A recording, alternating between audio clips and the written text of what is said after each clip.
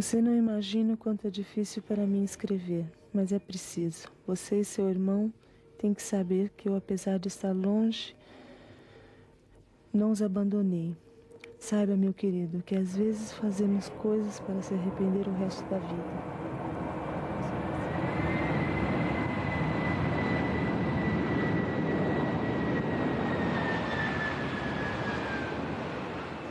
Peço a você que me compreenda e me perdoe. A vida tem sido muito ingrata para nós. Sei que você está sofrendo muito por mim neste momento. Não queria fazer isso, mas só fiz porque queria dar mais conforto a você e seu irmão. Podendo mudar daí, deste lugar tão longe.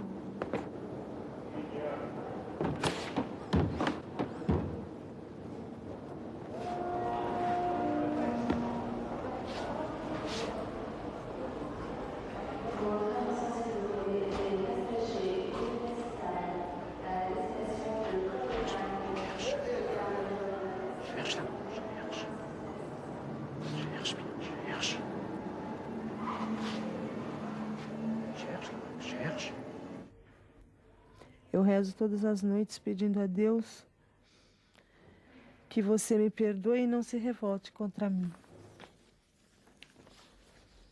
Pois o castigo maior para mim não é estar presa, e sim saber que você está revoltado comigo. Bonjour.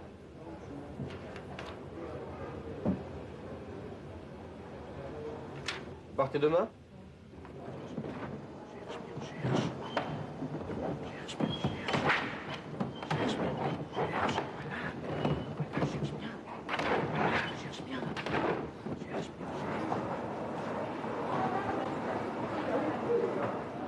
Il serait fallacieux de croire que ce sont les grands cartels qui envoient les mules. Ce sont plutôt déjà des grossistes ou des demi-grossistes dans les pays de production qui recrutent un certain nombre de personnes pour diverses motivations, les envoient, je dirais, vers la terre promise, l'Europe, en leur faisant miroiter un voyage sans encombre, une arrivée sans problème. Et la plupart du temps, elles se font repérer et elles se font arrêter, intercepter, la saisie et la drogue saisie, évidemment, quoi. Donc je pense plutôt que ce sont des trafiquants de petite envergure qui utilisent les mules. 1 kilo sur 5 arrive en Europe par le biais des passeurs humains. Bonjour mademoiselle, monsieur, s'il vous plaît, j'aimerais voir vos bagages. Venez avec moi.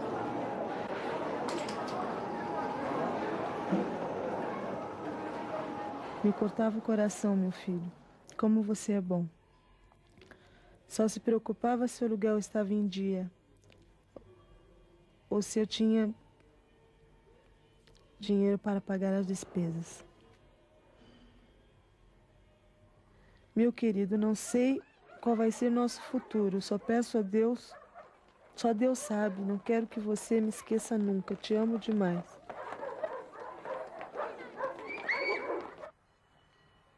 À des milliers de kilomètres de chez elle, les femmes, arrêtées pour transport de drogue, les mules, purgent leur peine de prison ici, dans ce paysage luxuriant, au cœur de la campagne bernoise.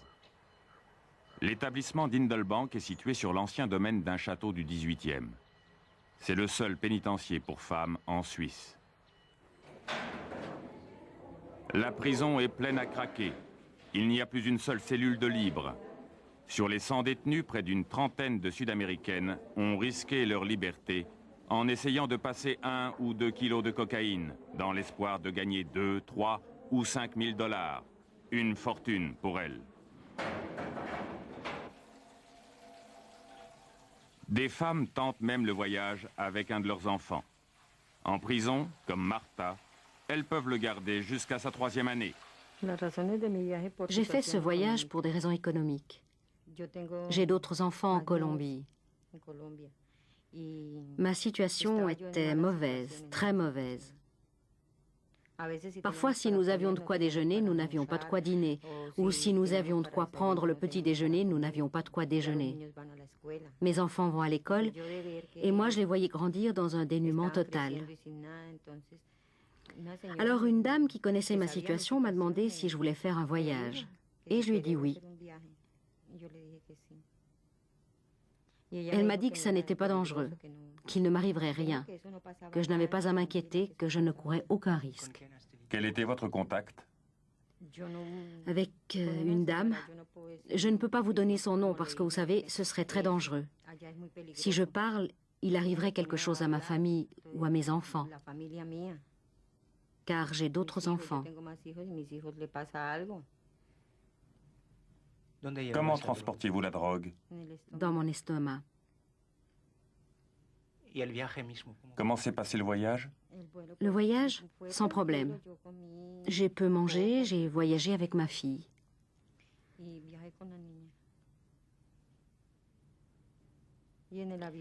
Je me sentais tout à fait calme, mais après coup, j'ai commencé à réfléchir. En fait, si le voyage n'était pas dangereux, pourquoi a-t-on fait appel à moi? Pourquoi n'y sont-ils pas allés eux-mêmes? Mais c'était trop tard, j'étais déjà à bord. Et je suis arrivée à Genève. Ils ont examiné mon passeport. J'ai pris peur. On m'a dit, vous êtes colombienne? Vous apportez de la drogue? J'ai été effrayée, je leur ai dit oui.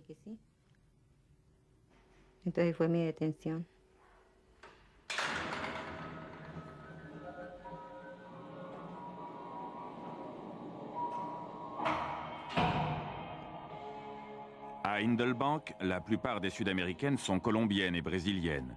Elles arrivent complètement désorientées en Suisse. Sans aucun scrupule, les trafiquants sacrifient souvent leur liberté et les utilisent comme des appâts. Pendant qu'elles sont fouillées, d'autres passeurs moins naïfs franchissent la frontière. Cheguei no aeroporto já com aquele pressentimento que ia dar tudo errado dentro de mim. A tensão era tão grande, não sei se foi eu que me denunciei, eu não sei. Me pegaram. Eu passei uma semana lá, sem tomar banho, sem escovar o dente, sem pentear o cabelo. Terrível, terrível. Eu não comia, por 3, 4 dias fiquei sem comer, só tomava água.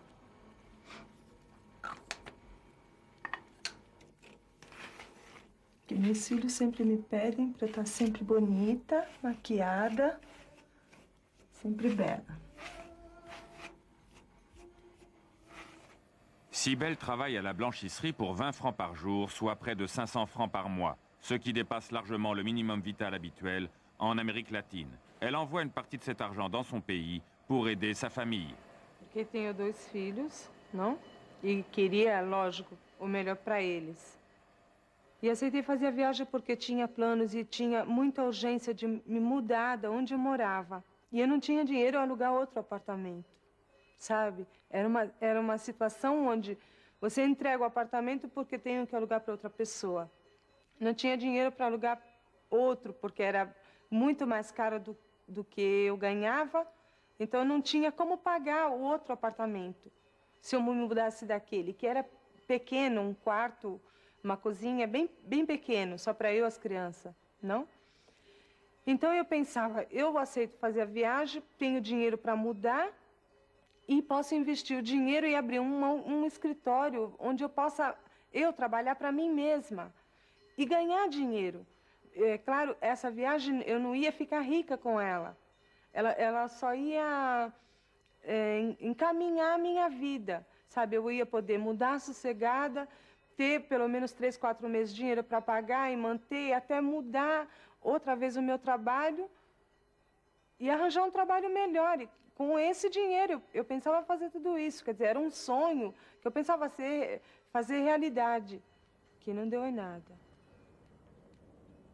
Après une dure période de préventive, Cybèle entame sa vie de prisonnière en Suisse.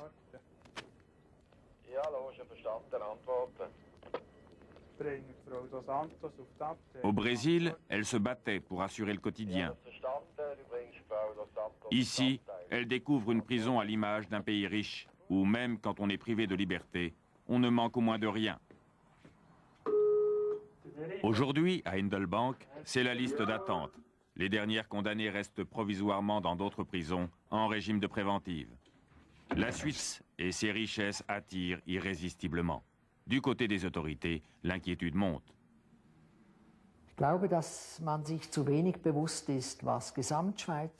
Je crois qu'en Suisse, nous ne sommes pas assez conscients du coût des procédures pénales engagées contre des étrangers ou des étrangères. De tout ce que nous coûte cette procédure juridique depuis l'enquête de police et l'instruction jusqu'à l'exécution de la peine. L'instruction peut déjà durer 1 ou plusieurs années. Ensuite, il y a l'exécution de la peine. Les peines peuvent être lourdes de 3 à 4 ans jusqu'à 12 ou 14 ans.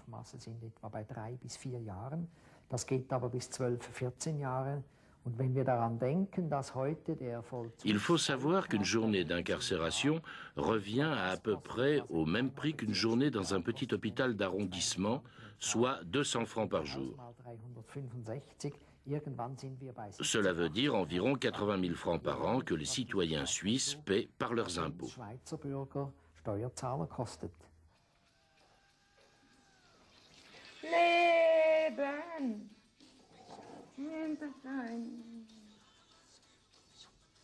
Le choc entre deux cultures est énorme. Beaucoup de Sud-Américaines sombrent dans la dépression. Pour les aider, la Suisse, pays développé, ne manque pas de médicaments. C'est une autre drogue pour un autre désespoir.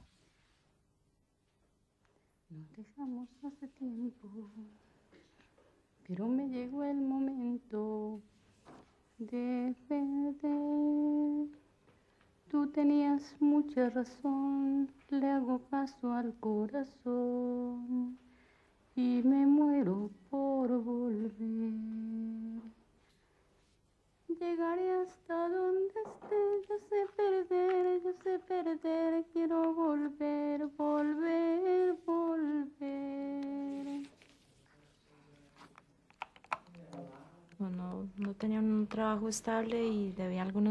Je n'avais pas de travail stable. Je devais plusieurs mois de loyer et j'avais des dettes. Mon fils allait commencer l'école et je n'avais pas de quoi payer son immatriculation, ni sa pension, ni tout ce qui lui était nécessaire.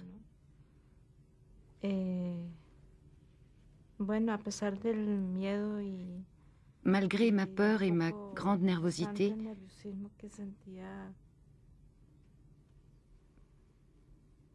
j'ai accepté de faire un voyage. Et c'est à partir de là que mon véritable martyre a commencé. Ce ne furent pas seulement les premiers jours, mais toute la première époque en prison, qui a été pour moi extrêmement difficile. Je croyais que j'allais perdre la tête. Je pensais que ma vie était arrivée à sa fin. D'autant plus que je n'avais pas encore été jugée et je ne savais pas combien de temps je devrais rester. Parfois, malgré l'angoisse et la douleur dans laquelle j'étais, je croyais qu'une fois l'enquête terminée, on me laisserait partir. J'étais à la fois un peu stupide et naïve. Pour moi, tout cela était nouveau. Jamais dans ma vie je n'avais fait des expériences de ce genre et encore moins rencontré des gens qui avaient vécu quelque chose de semblable.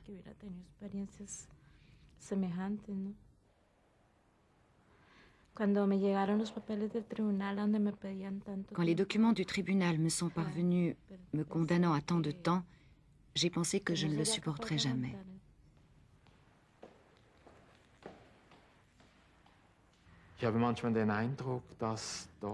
J'ai parfois l'impression qu'on juge trop rapidement ce genre de cas sans même essayer d'examiner les raisons pour lesquelles ces femmes ont accepté de prendre ces risques.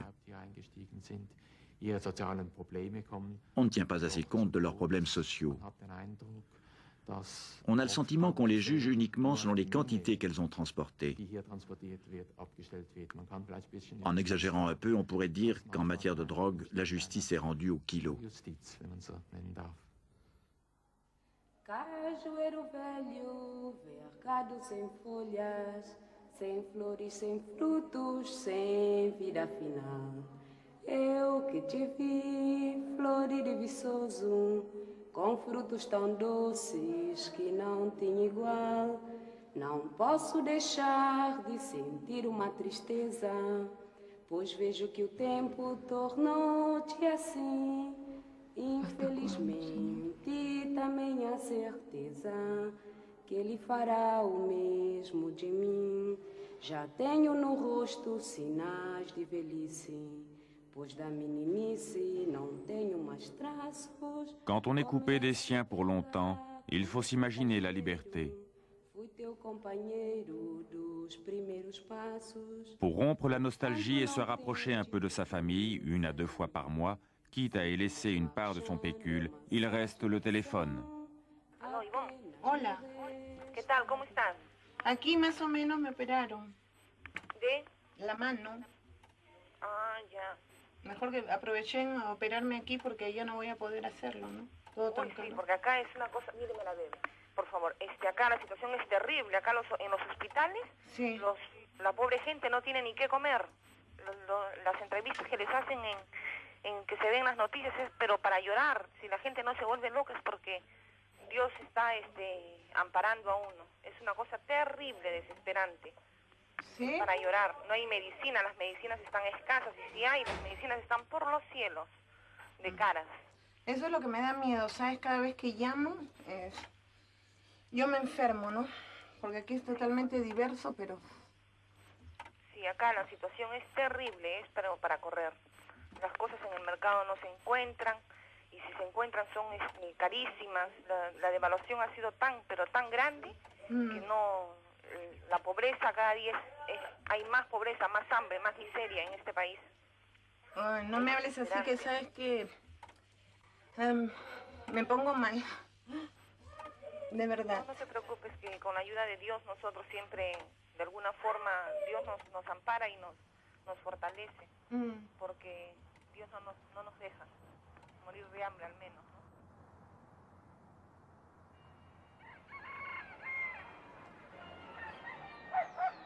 Là-bas, dans les bidonvilles, la misère est reçue comme une fatalité. Les enfants sont laissés à eux-mêmes. L'école, c'est pas pour eux, c'est trop cher. Alors, très tôt, ils vivent dans la rue, et grâce à la rue. C'est le plus court chemin vers l'illégalité. Et leurs mères, abandonnées la plupart du temps par leurs compagnons, en sont souvent réduites à la même extrémité pour arriver à nourrir leur famille.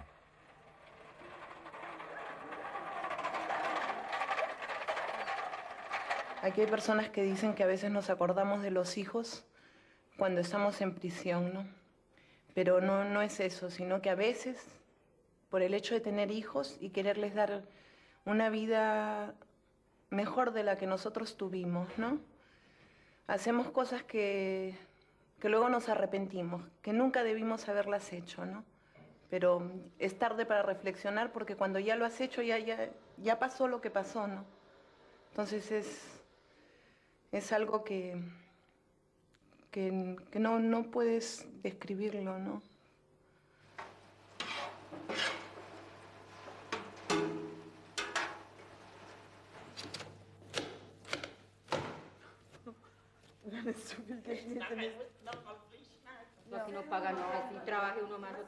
Mi casa es una habitación. J'habite dans une chambre avec mes 3 enfants. C'est une pièce avec des lits, une table, une cuisine.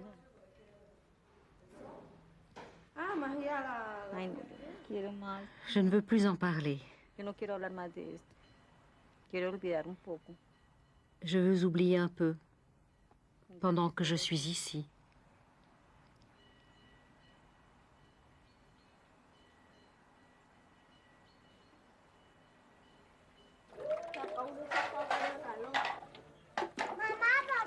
Essayez d'oublier ça, essayez d'oublier pour ne pas revoir constamment ces images de misère avec un horrible sentiment d'impuissance. La seule solution pour tenir le coup loin d'ici en prison, c'est de ne plus penser aux conditions de vie de ses enfants et de sa famille.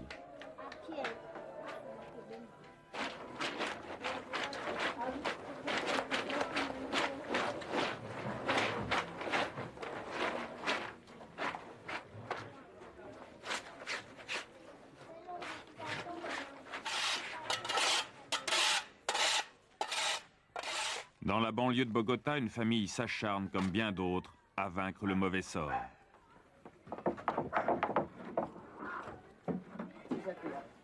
Jésus René est maçon. Quand il se retrouve au chômage, il occupe son temps et ses quelques économies à réparer sa maison. Tous les jours, il lutte pied à pied pour ne pas sombrer.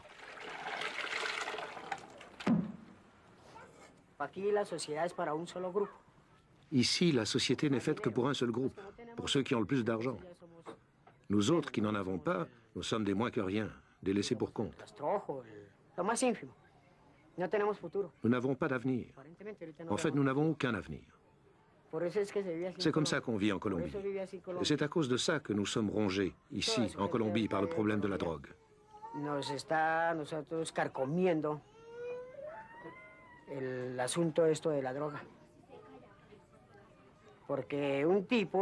Vous avez un type qui gagne 25 ou 50 francs par semaine et un autre qui gagne plus de 100 francs en 1 heure. Il faut en plus voir le travail qui se fait. Moi, je pose des briques pour 25 francs par semaine en travaillant durement 6 jours par semaine, en m'écorchant les mains. En revanche, un autre avec de la pâte, de la drogue, gagne 120 francs en un seul instant. Ce n'est pas une vie. On ne peut pas appeler ça une vie. Ce n'est pas ainsi qu'on peut faire progresser une société. Une société comme celle-là ne créera jamais des citoyens, mais des délinquants.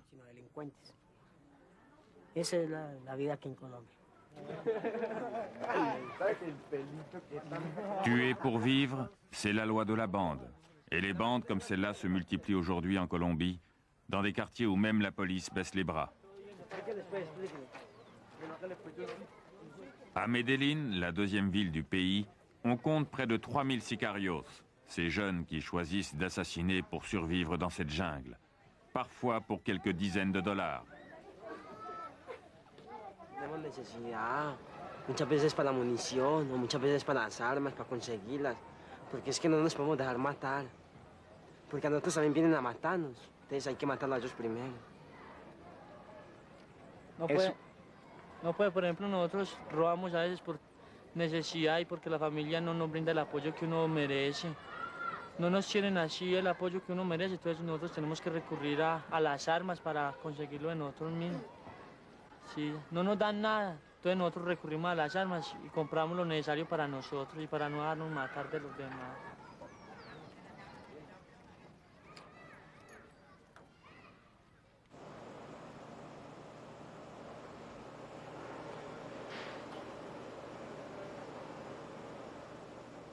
Medellín, 3200 meurtres en 6 mois. Chaque matin, la morgue fait son plein de cadavres. C'est le tribut payé à la nuit. C'est aussi la démocratie qu'on assassine. Comment croire les chiffres quand ils disent que ce pays est la 8e puissance du monde en ressources naturelles et l'un des plus riches d'Amérique latine? Dans les villes comme à Bogota, l'injustice crève les yeux. Mais on mesure en profondeur la gravité du mal quand on sait que 3% de la population possède le 80% des terres.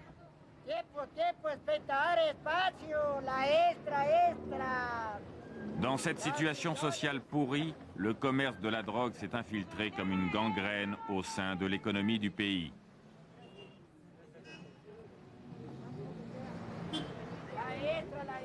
Il a trouvé une main-d'œuvre à bon marché parmi les nécessiteux et les chômeurs.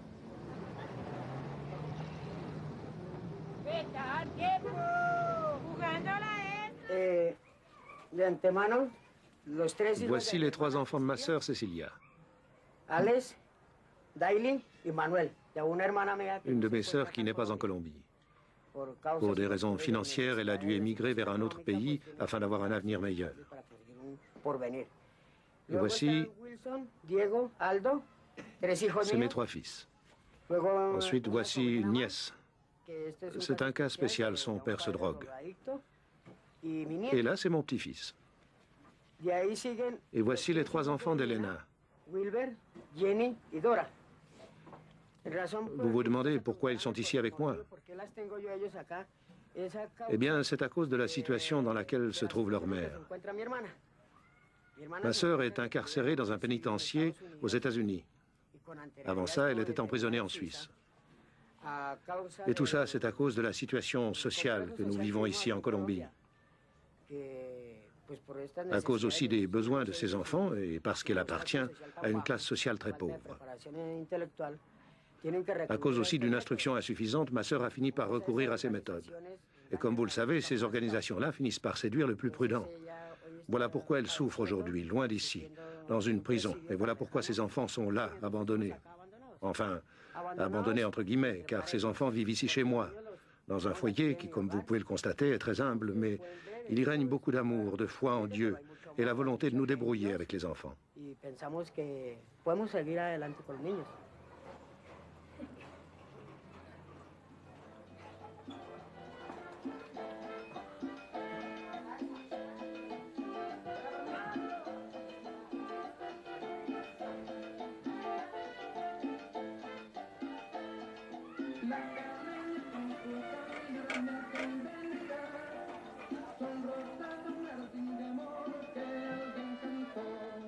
Elvira, elle aussi, a voulu forcer le destin. Elle a passé plusieurs années de sa vie à Indelbank. Depuis son retour à Bogota, les murs racontent son voyage. Tous ses jouets, elle les a reçus en Suisse pour son deuxième enfant né en prison. Quand Elvira est partie pour l'Europe, sa fille aînée n'avait que 9 ans. Cristina n'a plus revu sa mère pendant 5 ans.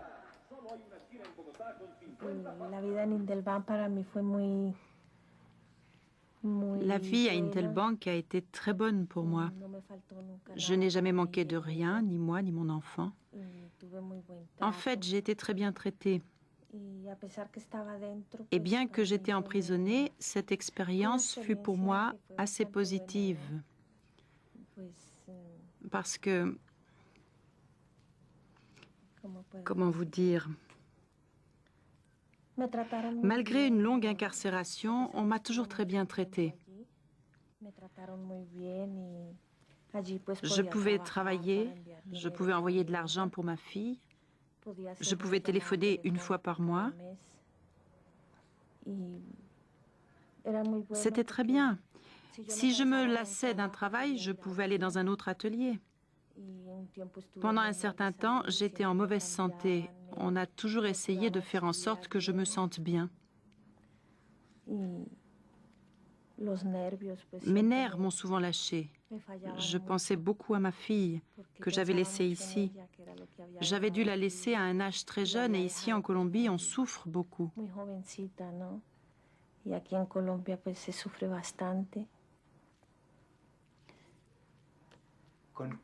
Avec qui est-elle restée?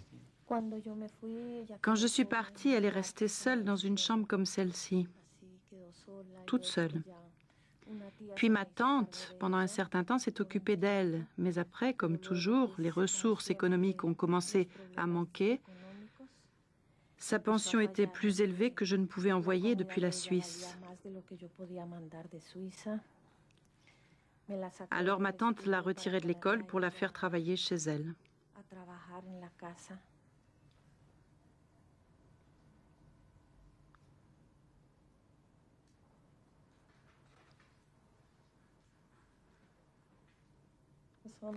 Voilà, c'est ça les souvenirs que je garde de la Suisse quand j'étais à Indelbank.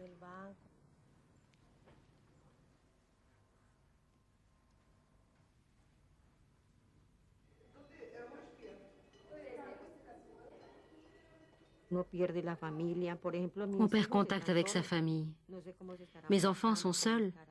Je ne sais pas comment ils vont, s'ils mangent bien, s'ils sont propres. Je n'en sais rien, je ne sais pas. Je les ai laissés chez une femme. Je ne sais pas du tout comment ils vont. Chaque mois ou tous les 2 mois, je reçois une lettre. Les lettres tardent beaucoup. C'est très dur. Ceux qui nous envoient en voyage n'ont aucun problème. Eux ne perdent rien. Mais nous, on perd beaucoup. On perd la liberté, la famille, on perd tout. C'est muy duro para uno, muy duro.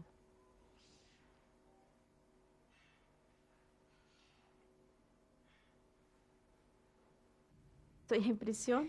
Je suis en prison à cause d'une erreur. Dans cette affaire, je n'en veux pas tellement à ceux qui nous engagent pour une raison ou pour une autre. En fait, c'est nous qui sommes coupables, puisque nous acceptons. Nous savons plus ou moins bien que ce que nous allons faire n'est pas correct. Dans mon pays, si nous n'avons pas de quoi payer le loyer, de quoi manger ou de quoi acheter des médicaments, il ne nous reste qu'à mourir. Mais nous sommes des gens qui ne demandent qu'à travailler et nous devons gagner notre vie comme nous le pouvons. Si nous avons une occasion de gagner de l'argent, eh bien nous la saisissons, malgré la peur et les risques encourus.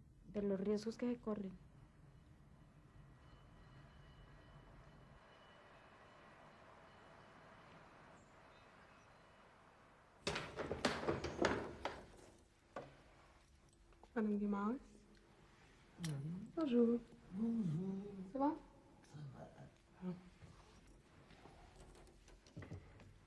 Dans les cellules d'à côté, il y a aussi de jeunes Suissesses.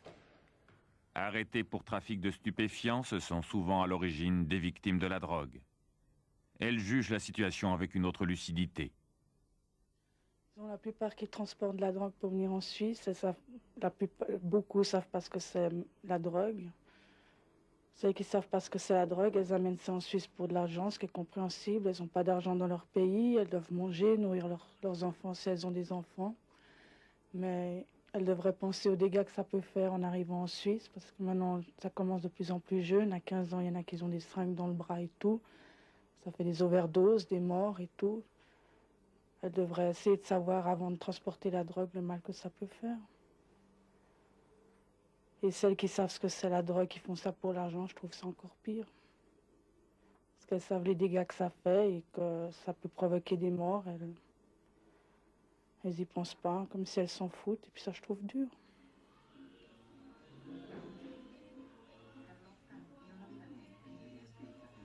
Certaines femmes font plusieurs fois le voyage.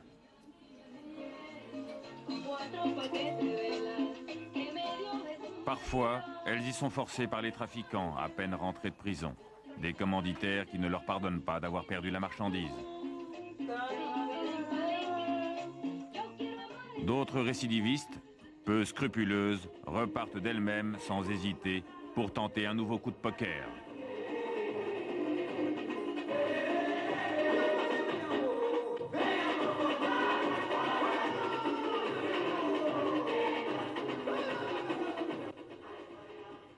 Pour éviter la récidive, certains prôneront une prison moins confortable. Mais peut-on sérieusement imaginer un autre régime carcéral ? Nous pensons parfois aux femmes qui sont incarcérées dans la section spéciale réservée aux mères et leurs enfants. Là, elles reçoivent du lait tous les jours. On peut se demander si chez elles, à la maison, elles en ont aussi tous les jours. À mon avis, ce n'est probablement pas le cas. Pour ne pas européaniser leurs habitudes, il faudrait nous adapter aux conditions de leur pays. Mais nous ne pouvons pas le faire compte tenu du mode d'exécution des peines appliqué en Suisse. Nous n'avons pas le droit de le faire et nous ne voulons pas soumettre ces femmes à un régime différent des autres, à un autre mode de vie que le nôtre.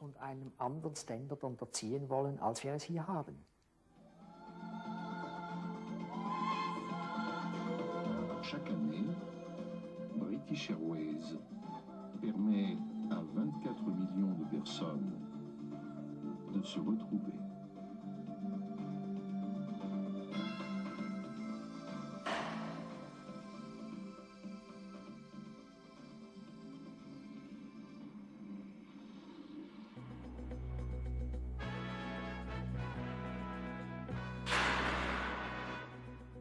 Bonsoir, 4 ans et demi de réclusion pour les frères Magarian. La plus gigantesque affaire de recyclage d'argent sale a connu aujourd'hui son épilogue judiciaire.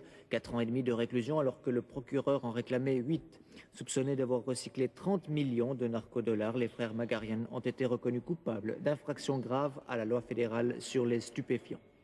Ce procès restera dans les annales juridiques de la Suisse qui du même coup essaye de blanchir sa réputation en matière de recyclage d'argent sale.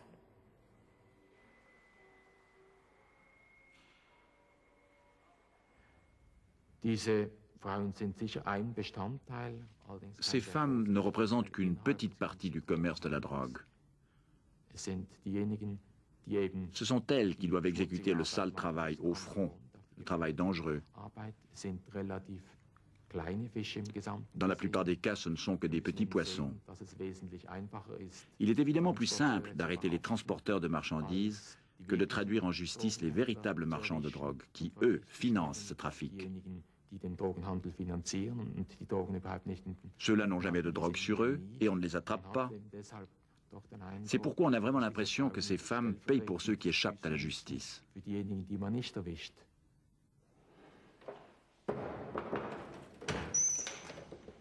Après plusieurs années d'incarcération en Suisse, la plupart de ces femmes n'entrevoient pas leur sortie de prison comme une véritable libération. Que pourrais-je dire de mon pays? En travaillant comme je travaille, on ne se sort jamais de la pauvreté. Tout d'abord parce que personne ne vous aide. Mon seul soutien, ce sont mes obligations, ces mains qui me servent à travailler, mon courage et un bon moral ainsi que mon enthousiasme pour trouver un travail et pouvoir ainsi gagner ma vie. Mais de cette façon-là, de la façon dont je dois vivre, on ne se sort jamais de la pauvreté.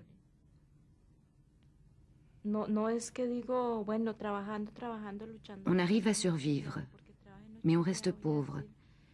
Ce n'est pas en travaillant et en luttant jour et nuit comme je l'ai fait que je pourrais trouver une maison ou que j'arriverai à avoir de l'argent. Non. Je pense que, en fait, je suis pratiquement certaine que l'on reste pauvre, même en travaillant et en se privant énormément. Et je crois qu'il en sera toujours ainsi. Je serai toujours pauvre parce que je n'ai pas l'intention d'accepter un nouveau voyage. En aucun cas.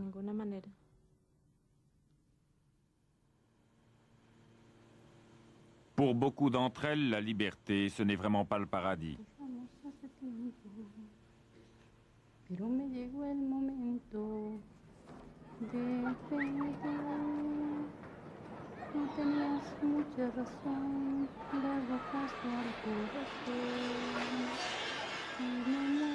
Quand on rentre à la maison, c'est encore pire qu'avant.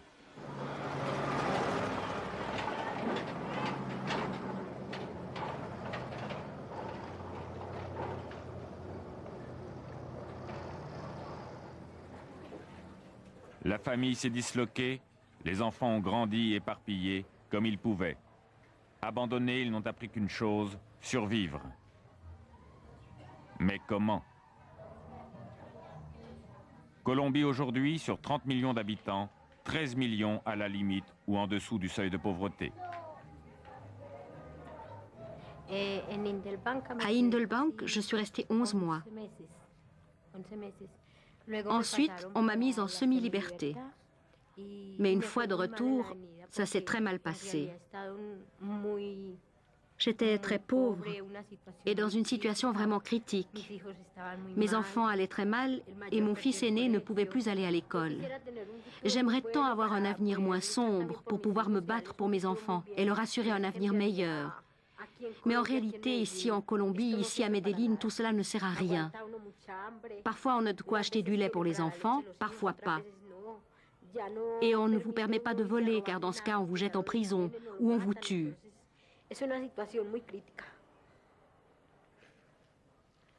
Referiez-vous un autre voyage? Parfois, je pense à un autre voyage, car comme ça, je serai arrêtée. Par exemple, dans le pays où je suis allée, en Suisse, j'aimerais bien y retourner pour y être arrêtée.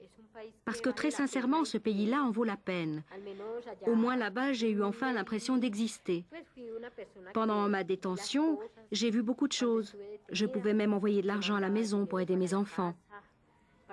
Même privée de liberté, j'y étais très bien.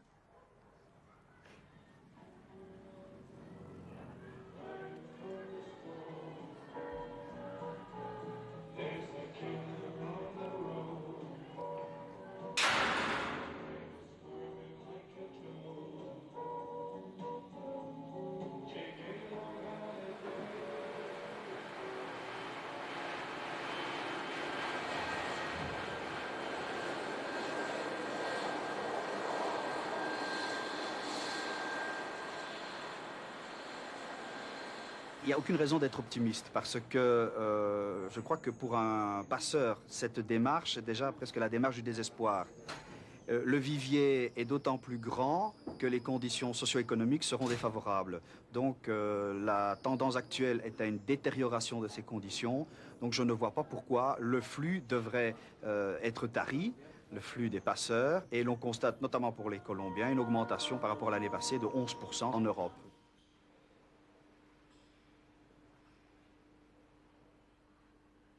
Your attention please, passenger Freeman, flying to Paris on Swiss flight 728, is invited to contact the information desk in the main waiting hall.